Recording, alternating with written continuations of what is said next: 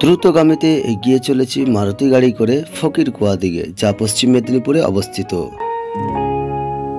কিভাবে যাবেন, কেমন করে যাবেন, কোথায় যাবেন, ঠিকানা আমি ডেসক্রিপশন বক্সে দিয়ে রাখবো। আর এটা হচ্ছে আমাদের হাফেজ সাহেব এবং গাড়ির ড্রাইভার।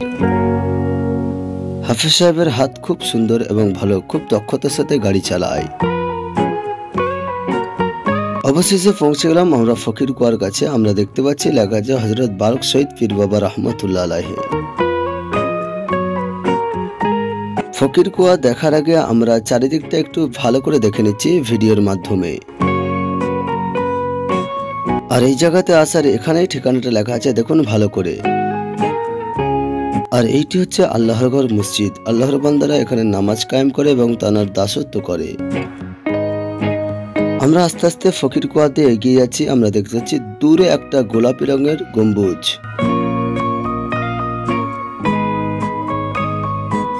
আমরাও পানি সংগ্রহ করার জন্যই আসছি। তোমরা ক্যামেরার মধ্যে দেখতে পাচ্ছ আমাদের 3 জন সহকর্মীর হাতে কিন্তু বোতল এবং পানির পট আছে। আমি কিন্তু আমার একবার ছেলেবেলা এসেছিলাম প্রায় 21 বছর আগে। তখন কিন্তু এতটা এই চারিদিকটা উন্নত ছিল না বা পাকা দেয়ালগুলোও ছিল না। আর এটি হলো এখানকার অজুখানা বা মসজিদের অজুখানা। একটু মাজারের পেছন দিকটাও দেখে নিলাম।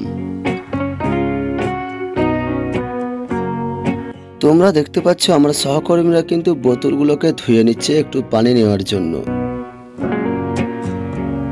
আমরা আস্তে আস্তে এবার গেট খুলে ফকিরকুয়া দিয়ে ঢুকবো। সামনে হাফেজ সাহেব গেটটি খুলতে যাচ্ছে, আমরা সেটাও দেখতে পাচ্ছি।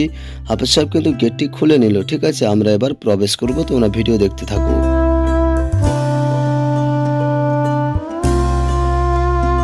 ভেতরে প্রবেশ করার সময় আমাদের নজরে এলো 2টি গ্লাস। আগত মেহমানেরা এতে করে পানি পান করে এবং উপর আছে চঙ্গি, এতে করে বোতল বা পটে পানি সংগ্রহ করে। আর এই হচ্ছে সেই ফকিরকুয়া, যা আগে কিন্তু এই সান দিয়ে বাঁধানো ছিল না, হাত বাড়িয়ে পানি তোলা যেত। এখন কিন্তু দড়ির সাহায্যে পানি তোলা হয়। 2.5 ফুট নিচে পানিটা, যা একইভাবে আছে।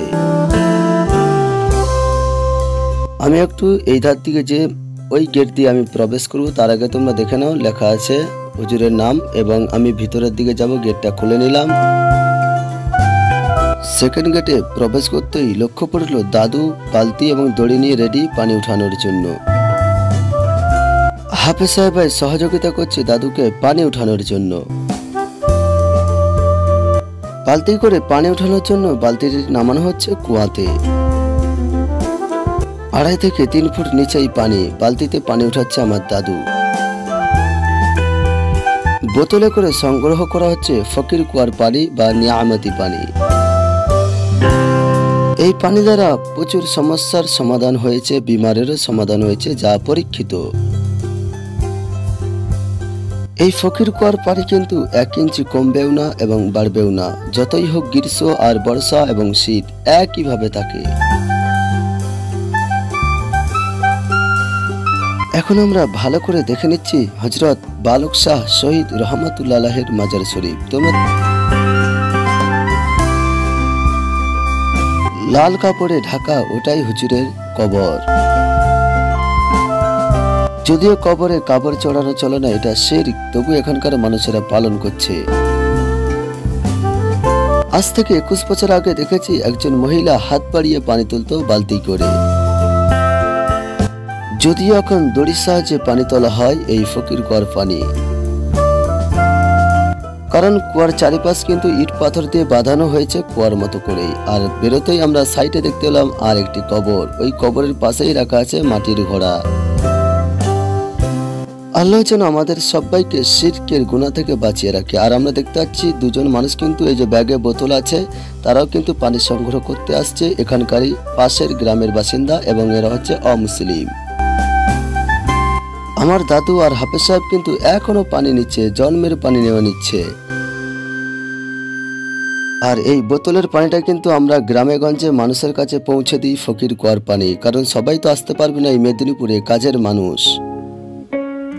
তাই আমরা এই ফকিরকুয়ার পানি অল্প অল্প করে পৌঁছে দিই গ্রামে গঞ্জে, প্রত্যেকটা মানুষের কাছে, দেশ এবং বিদেশে, এক জেলা থেকে আরেক জেলায়। ফকিরকুয়া থেকে অবশেষে আমরা বেরিয়ে গেলাম। যাওয়ার আগে চারিদিকটা আমরা একটু দেখে নিই। এবার বিদায় নেওয়ার পালা। আমার সামনেই বসে আছে আমার দাদু। তোমরা দেখতে পাচ্ছ যে বালতি নামিয়েছিল ফকির কুয়াতে। গাড়ি কিন্তু স্টার্ট করা হয়ে গেছে। তোমরা দেখতে পাচ্ছ সামনে পাইলট হাফেজ সাহেব ভাইজান। আর গোলাপি গম্বুজের নিচে শুয়ে আছে হজরত শহীদ বালক শাহ রহমতুল্লাহ আলাই। আস্তে আস্তে কিন্তু মেন রোডে উঠছে আমাদের গাড়ি, দ্রুতগামিতা এগিয়ে যাবে বাঁকুড়া জেলায়। আর এই ফকির কুয়ার কাছে তোমরা কিভাবে কেমন করে আসবেন এবং ফকির কুয়ার পানির গুরুত্ব এবং ইতিহাস ডেসক্রিপশন বক্সে আমি দিয়ে রাখবো ডিটেলসে। ভিডিওটি ভালো লাগলে লাইক কমেন্ট শেয়ার করতে ভুলবেন না। চ্যানেলটি সাবস্ক্রাইব করে সাথে থাকুন। আসসালামু আলাইকুম।